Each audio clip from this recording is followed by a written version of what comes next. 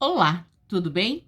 Bem-vindas e bem-vindos ao primeiro encontro do nosso clube de leitura virtual Caminhos Escrevividos. Para este primeiro encontro, eu trago para vocês uma das histórias que para mim foram mais impactantes quando eu li de contos, né? Enfim, da Conceição Evaristo. O conto chama-se Lumbiá. Ele foi publicado pela primeira vez naquela série de Cadernos Negros, né? Em 2010, né, volume 34, e depois republicado no livro Olhos d'Água, em 2015, que é praticamente uma coletânea dos melhores contos da Conceição Evaristo. Esse livro, Olhos d'Água, inclusive, ganhou o Prêmio Jabuti em 2015 de melhor livro de contos do ano. E por que que essa história de Lumbiá me impactou dessa forma, né?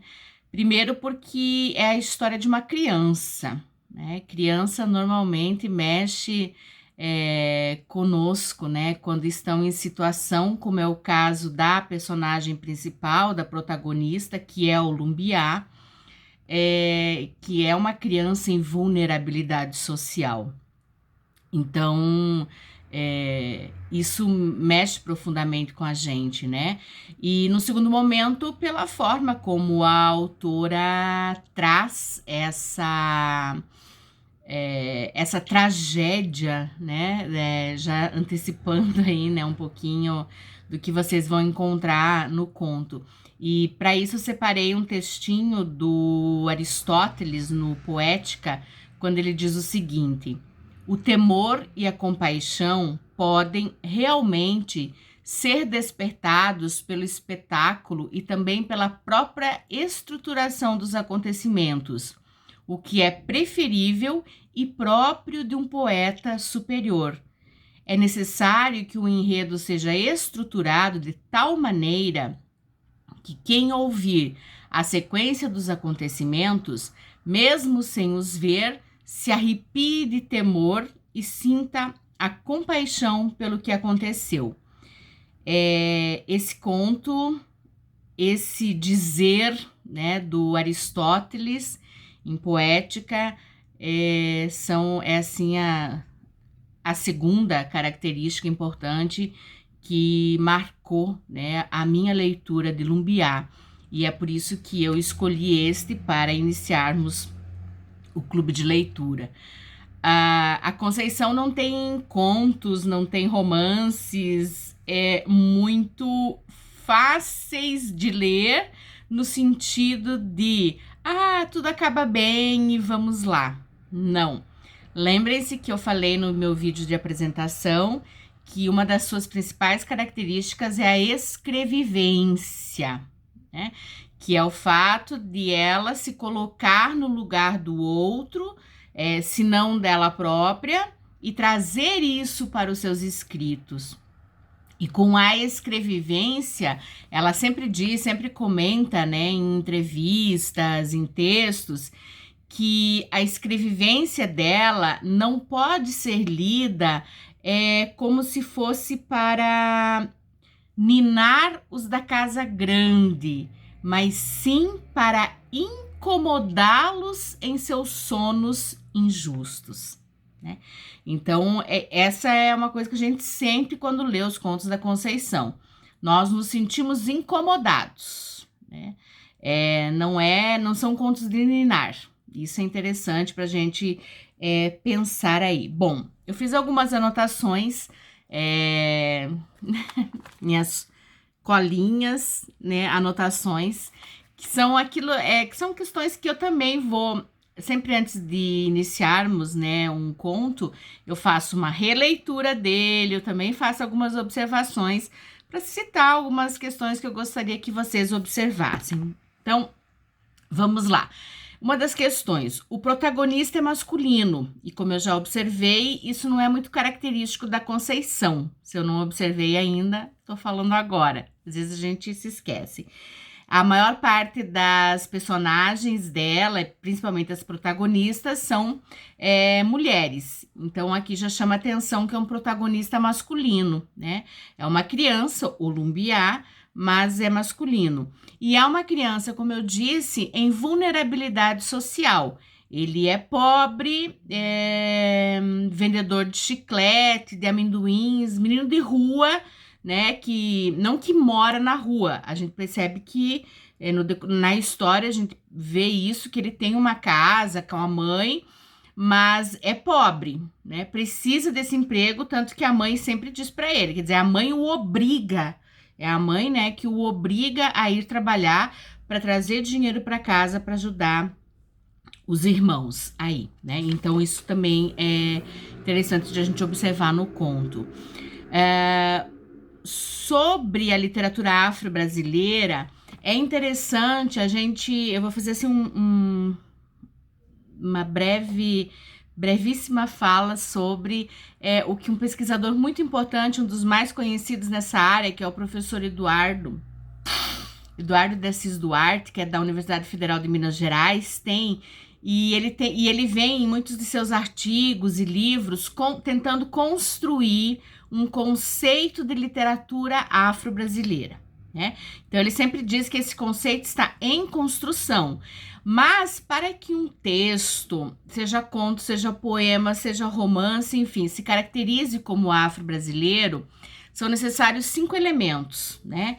Quais são esses elementos que, segundo o professor Eduardo, são necessários, né?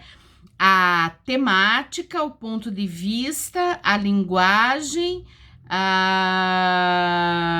autoria e o público leitor. Então, como que a gente compreende, então, por que eu falo que que a Conceição é uma escritora afro-brasileira, né? Vamos pegar esse conto do Lumbiá. Nós temos uma autoria negra, né? Conceição Evaristo, ela é negra. Uma linguagem que faz uso de elementos que, de alguma forma, são típicos, né, de descendentes de povos africanos. A gente vai perceber isso quando há uma comparação entre o menino Jesus da história e Herê, né, que aí na mitologia, enfim, deles, ligada a questões de religiosidade, seria um Jesus menino, não o Jesus nosso, né, mas um Deus menino, né? O ponto de vista, é a partir desse ponto de vista que é a escrevivência, né? Quer dizer assim, eu estou falando de algo que eu conheço, que eu sei, que eu vivo, e se eu não vive o meu irmão, vive o meu vizinho, vive a minha amiga. Há um público leitor que é negro e é engajado nessas causas sociais, e a temática, né? Então, a temática também tem que estar em torno dessa questão da presença do negro, né? E de um negro não estereotipado, como é comum na literatura brasileira, né? É um negro agora visto por outro negro, né, sendo sujeito da sua história e não mais objeto, como a literatura brasileira muitas vezes apresentou, tá? Bom, em relação ao negro, né, é importante pensarmos que o Brasil é um país negro, por mais que a gente ache que talvez não, porque a gente às vezes muito, principalmente aqui no sul do Brasil, né, local de onde eu falo e que a maior parte de vocês que estão fazendo o clube de leitura são. A gente olha e pensa que às vezes o Brasil é um país branco. Não, não somos. Somos um país, na sua maioria, negro. Atrás da Nigéria, que fica no continente africano, nós somos o segundo país com o maior número de negros no mundo, né? Então, vejam, só perdemos para um dos países africanos, né? Que é a Nigéria, nesse sentido. Então, realmente temos que pensar nisso. Ao mesmo tempo que somos um país, na sua maioria negra, de ascendência, né? Os nossos ascendentes, somos também um país em que as pesquisas indicam que, por exemplo, ligando agora ao conto, se fizermos um comparativo entre crianças e adolescentes negras e crianças e adolescentes brancas, fica muito claro que o índice de violência contra as crianças negras e adolescentes é muito maior do que o índice de violência contra crianças brancas, mesmo pobres, né? Porque aí também tem essa questão de nível social, independente disso, tá? Então, isso é interessante. Bom, voltando ao conto mais especificamente, então ele é essa história do Lumbiá, um menino, uma criança, o texto fala criança e não nos diz a idade dele, e a gente deduz que seja muito jovem, criança mesmo, porque ele inclusive nem pode entrar no shopping, que, enfim, para vender lá dentro, que ele gostaria de entrar. E que ele perambula pelas cidades, né, vendendo amendoim e chicletes, obrigado por sua mãe, né. A única alegria dele, que ele deixa claro, né, durante o texto, é a época do Natal. Porque no Natal, ele olha aquele menino Jesus no presépio e ele se compara, ele diz assim, ó, eu anotei aqui, Deus menino, pobre, só faltava ser negro como ele, né? E isso dói, né, na gente ouvir isso, assim. É o único momento porque ele se compara àquele Jesus menino, então nu, sem roupa, apenas com um tecido coberto. Então ele se compara e diz, né, só faltava ser negro como eu, né? Porque de resto ele é muito igual. Bom, o texto da Conceição sempre e neste Lumbiá isso se mostra de forma bem clara, muito engajado, muito empenhado, né? Que parte daquela ideia de que a literatura está ligada a motivos poéticos, estéticos, mas também ela está ligada a questões políticas, religiosas, econômicas, humanistas, de modo geral. Então, a literatura da Conceição é sempre assim, né? Neste conto, eu já comentei lá no início, nós somos tomados de uma compaixão muito grande pelo personagem, né, pela personagem principal, o Lumbiá. Tem vários momentos que nos emocionam, momentos até poéticos, né? Tem um momento assim que ele está falando, porque assim, para vender, ele sempre cria, inventa mentiras, né? Mentiras assim, mentiras de vendedor, não, mentira de mas enfim.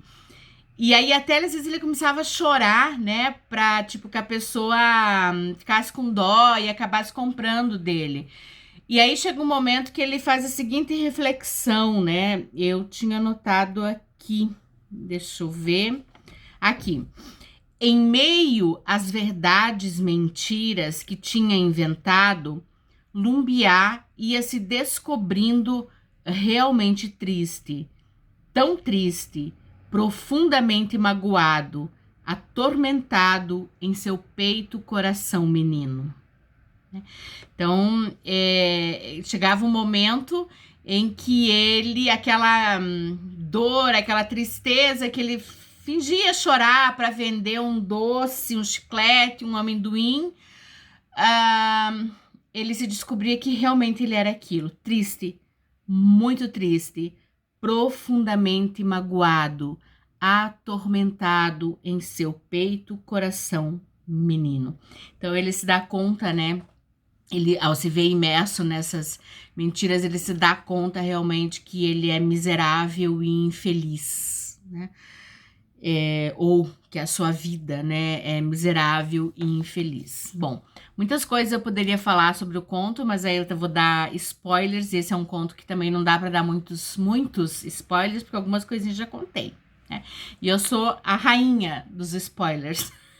Eu tenho que me cuidar, porque assim como eu gosto muito que as pessoas me contem a história sempre, né? Assim como eu tenho o hábito, às vezes, de pegar um livro, né? Sei lá, vou pegar aqui, tá na minha mão, né?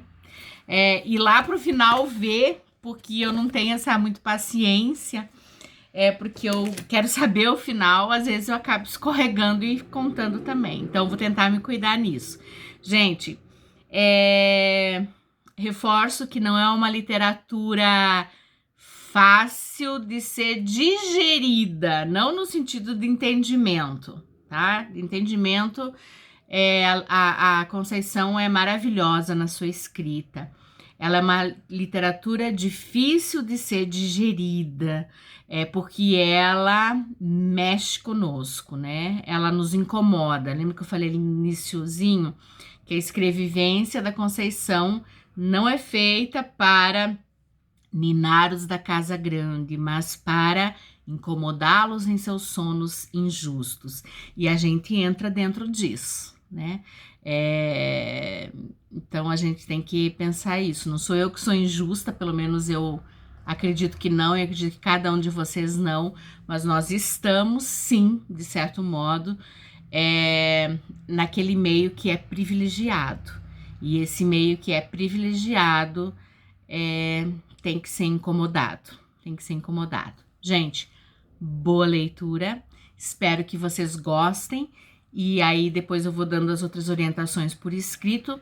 Este sempre é o Palavras Iniciais, que eu, antes de cada um dos contos, comento um pouquinho sobre a história. Esse vídeo foi compridinho. Eu achei que ia falar menos, tá vendo? Coisa de professor. Um abraço, boa semana.